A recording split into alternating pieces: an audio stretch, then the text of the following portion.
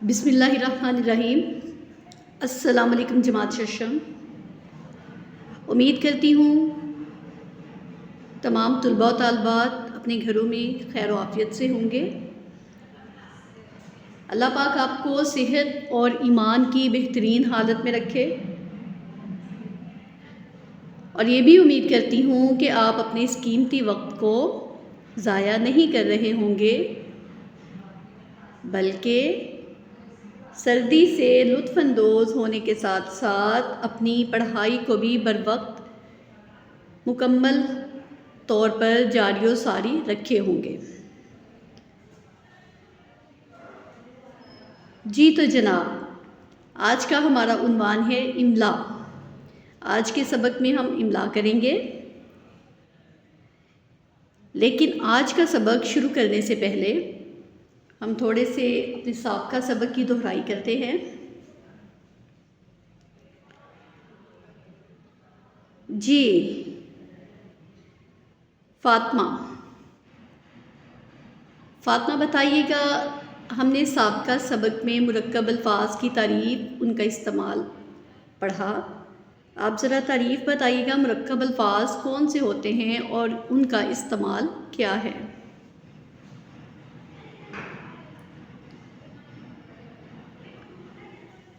जी हाँ, शाबाश। मुरक्कब अल्फाज उन अल्फाज को कहते हैं जो दो मुख्तलिफ़ जुमलों को आपस में मिलाते हैं, और जब मुरक्कब अल्फाज के इस्तेमाल से दो मुख्तलिफ़ जुमले इकट्ठे लिखे जाते हैं तो वो एक मफ़हूम अदा करते हैं। शाबाश। जी हसीब बेटा, आप ज़रा मिसाल दीजिएगा मुरक्कब अल्फाज की।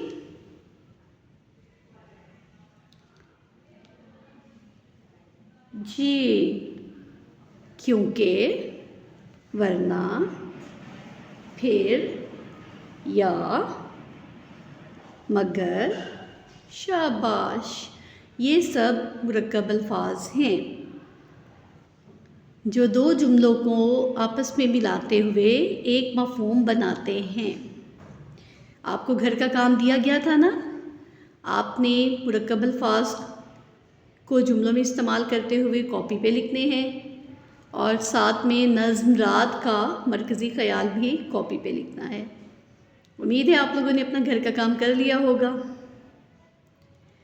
चलिए जी, तो आज शुरू करते हैं हम अपना आज का सबक इमला। जी तो इमला के लिए खोलिए सब लोग आप अपनी किताब का सफ़ा नंबर 101। ये देखिए, सफ़ा नंबर 101। सफ़ा नंबर 101 पे ये जो पहली इबारत है, पहला पैराग्राफ, हम आज इसकी इमला करेंगे। ठीक है, चलिए इमला से पहले हम थोड़ा सा पैराग्राफ को पढ़ते हैं।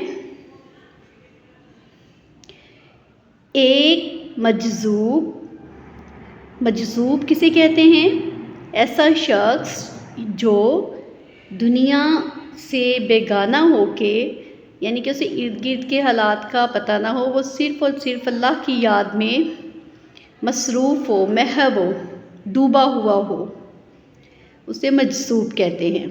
ठीक है, एक मजज़ूब बगदाद शहर से बाहर बैठा था, वहाँ से गुज़रते हुए बैठा था। यहाँ पे ख़त्म आ गया, फिर अगला जुमला शुरू हो रहा है। वहाँ से गुज़रते हुए एक मुल्हिद किसे कहते हैं? ये नया लफ्ज़ है हमारे लिए। मजज़ूब भी नया लफ्ज़ है और मुल्हिद भी नया लफ्ज़ है। मुल्हिद कहते हैं जो अल्लाह के होने का इनकार करे। अल्लाह का जो मुनकिर है उसे मुल्हिद कहा जाता है। वहाँ से गुज़रते हुए एक मुल्हिद ने उसे छेड़ने के लिए कहा। किसको छेड़ने के लिए कहा? मजज़ूब को। और किसने कहा? मुल्हिद ने उसे छेड़ने के लिए कहा। चूँकि अभी हमारी बात मुकम्मल नहीं हुई, बात अभी जारी है, तो यहाँ पे अलामते राब्ता लगाएंगे और जो उसने कहा जुमला, उसे हम वावैन में लिखेंगे। ये देखिए वावैन, जुमला शुरू होने से पहले भी वावैन लगाएंगे और जुमला ख़त्म होने के बाद भी वावैन लगाएंगे।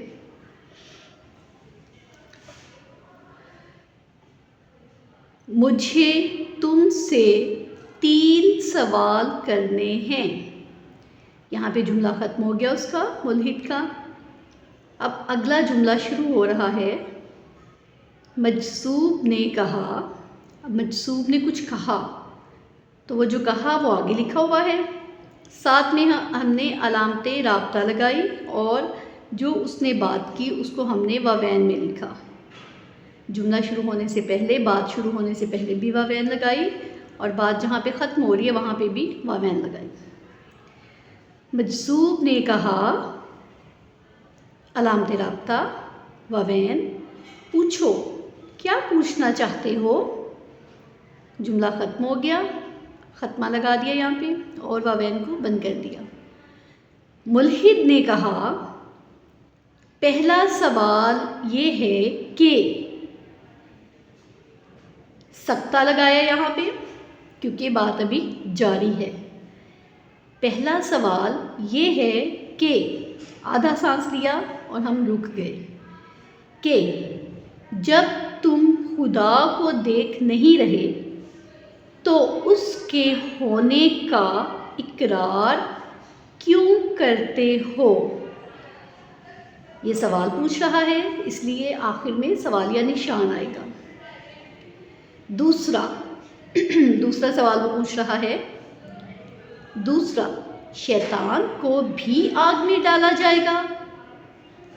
तो शैतान तो है ही आग का बना हुआ, फिर सकता, उससे आग क्या नुकसान पहुंचाएगी, फिर सवालिया निशान। तीसरा सवाल वो पूछ रहा है, तीसरा, जो काम होता है खुदा ही की तरफ से होता है,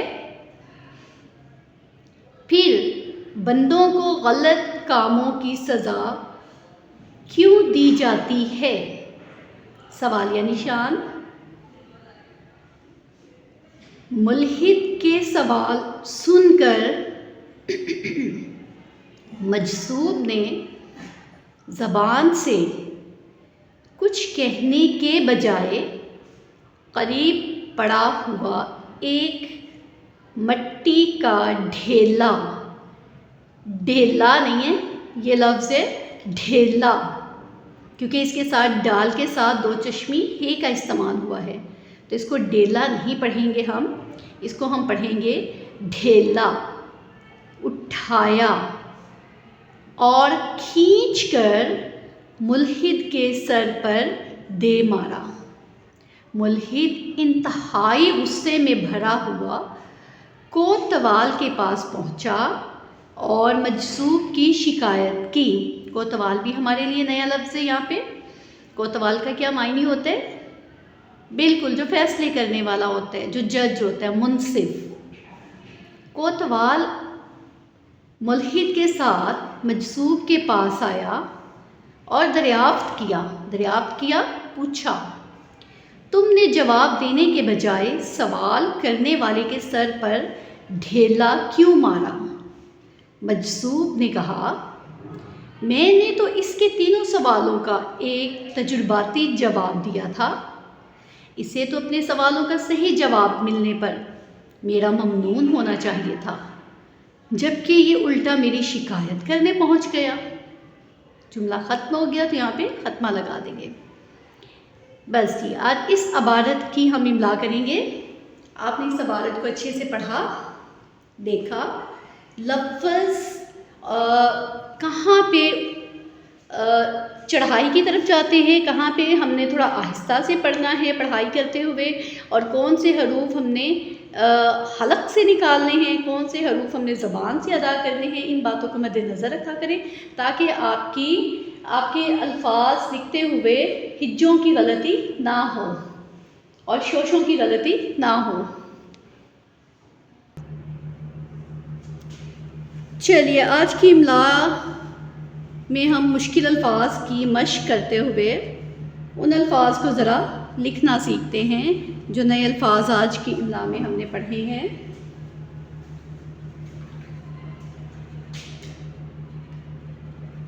जी, सबसे पहले नया लफ्ज़ था हमारे पास मजज़ूब।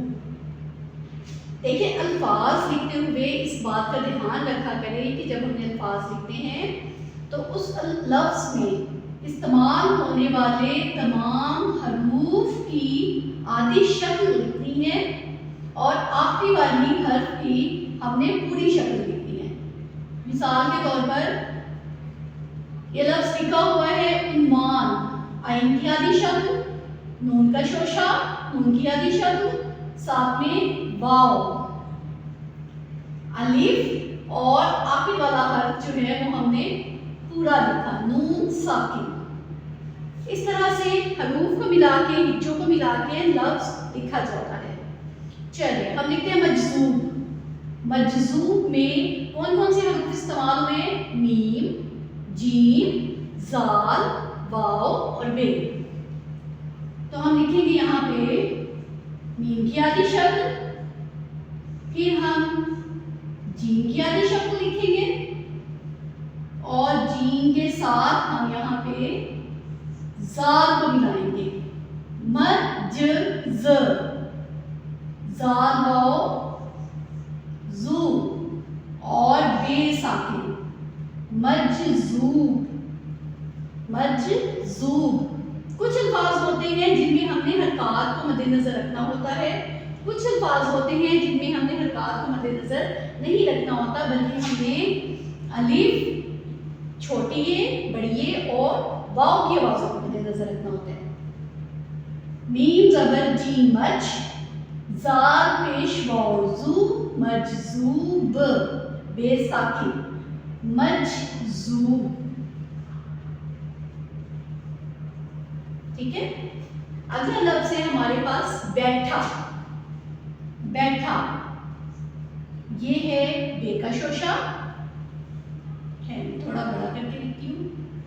ये है बे का शोशा, बे यानी बे के बाद बड़ी ए, बे ऐसे, बे का शोशा, बड़ी ए का शोशा, फिर ठ, ठ यानी ते, ते के साथ दो चश्मी हे का इस्तेमाल होगा। इसको इस तरह से लिखेंगे हम, बे, ये बे का शोशा, ये का शोशा, ठ, ते, ते के साथ ही दो चश्मी हे का इस्तेमाल किया तो ये लफ्ज़ बन गया बैठ। इसके साथ हम जब अलिफ लगा देंगे तो ये लफ्ज़ बन जाएगा बैठा। जी बिल्कुल, बैठा। आगे लफ्ज़ लिखते हैं छेड़ते। छे, तो इसमें चे का इस्तेमाल होगा, चे की आधी शक्ल लिखी, चे के नुक्ते लगाए। अब चे को हम छ में कैसे तब्दील करेंगे? बिल्कुल, इसमें हम दो चश्मी हे का इस्तेमाल करेंगे तो ये छ बन जाएगा, छ। इसके बाद बड़ी ए का शोशा, छे, तो साथ में ही हम इसके रे लगा देंगे, छेड़, ते बड़ी ए, ते, छेड़ते। अगला लफ्ज़ है, अच्छा एक लफ्ज़ जो आप सब लोग सही नहीं लिखते हो और मैं बार बार उस लफ्ज़ की इस्लाह भी देती हूँ, चाहते। आप चाहते में शोशे ज्यादा लगा देते हैं, चे अलिफ चा, हे का शोशा, सॉरी हाँ, हे का शोशा और ते का शोशा, चाहत, चाहत, हे का शोशा, ते का शोशा। अब ते हमने बनाना है तो ते बड़ी है, ते बनाएंगे, इसको ऐसे ले लेंगे, एक हे का शोशा, एक ते का शोशा, बस चाहते। आप लोग लिखते हैं इस तरह से, ऐसे आप एक दो तीन शोशे लगा देते हैं, ठीक है, चाहते। तो ये वाला चाहते गलत है, ऐसे नहीं लिखना, चाहते को आपने ऐसे लिखना है, ठीक है। अगला लफ्ज़ है हमारे पास शैतान। शैतान में हम सबसे पहले शीन के शोशे लगाएंगे। कितने शोशे होते हैं शीन के? 3, 1 2 3, ये 3 शीन के शोशे हो गए। 1 2 और 3। शीन की आ रही शक्ल शे ए। किसकी आवाज है? बड़ी ए की। शाबाश, किसकी आवाज है? बड़ी ए की। शीन बड़ी ए, शैतान। देखिए शैतान नहीं है लफ्ज, शैतान है, यानी कि मोटा करके बोलना है, हलक से आवाज इसकी नहीं निकलेगी, बल्कि इस जबान से ही अदा करते हुए इसको हम मोटा करके बोलेंगे। और त का साउंड जब तो बोलेंगे तो तोए होगा, और जब ता बोलेंगे नरम और बारीक आवाज में तो ते होगा। शैतान मैं मोटा करके बोल रही हूँ ना, तो थोड़ा भारी करके, तो यहाँ पे तोए इस्तेमाल होगा। शैतान, शैतान, नून साकिन, शैतान।